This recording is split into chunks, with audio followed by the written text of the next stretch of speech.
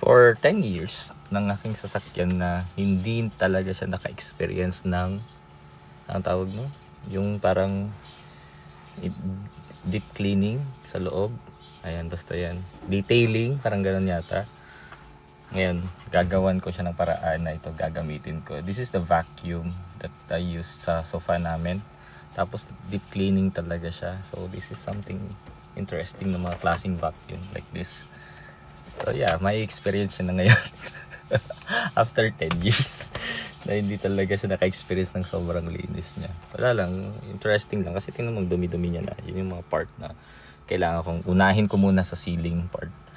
Wala, this is something that I wanna share to you. If meron kang ganito, pwede ka mag-invest ng mga ganitong klaseng vacuum ngayon.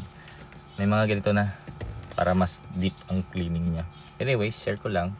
This is for my minute diary for today. See you tomorrow. Bye!